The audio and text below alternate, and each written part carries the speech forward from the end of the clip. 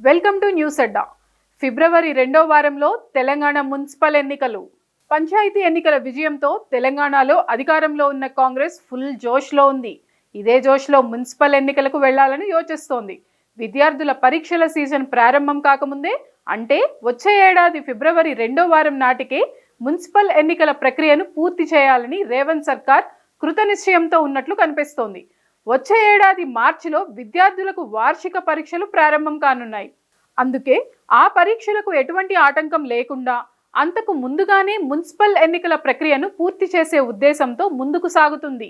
ఈ నేపథ్యంలోనే వచ్చే ఏడాది జనవరి 3వ వారం నాటికి ఎన్నికల నిర్వహణకు సంబంధించి అన్ని ఏర్పాట్లు పూర్తి చేసుకోవాలని ఇప్పటికే రేవంత్ సర్కార్ రాష్ట్ర ఎన్నికల కమిషన్కు సూచించినట్లు విశ్వసనీయంగా తెలిసింది.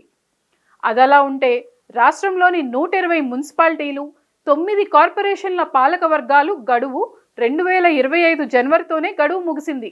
అప్పటి నుంచి ఇవన్నీ ప్రత్యేక అధికారుల పాలనలో కొనసాగుతున్నాయి.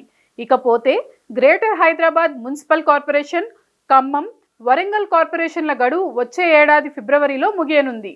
దీంతో వీటికి కూడా వచ్చే ఏడాది ఫిబ్రవరిలోనే ఎన్నికలు జరిపించాలని ప్రభుత్వం భావిస్తుంది.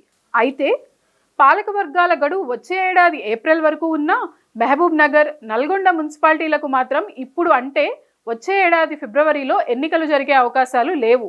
ఇలా ఉండగా హైదరాబాద్ ఓఆర్ఆర్ పరిధిలోని 27 మున్సిపాలిటీలు, కార్పొరేషన్లను జీహెచ్ఎంసీలో విలీనం చేస్తూ ఉత్తర్వులు జారీ చేసిన సంగతి తెలిసిందే. అలాగే కొన్ని నగర పంచాయతీలను మున్సిపాలిటీలుగా, మున్సిపాలిటీలను కార్పొరేషన్లుగా అప్గ్రేడ్ చేసింది.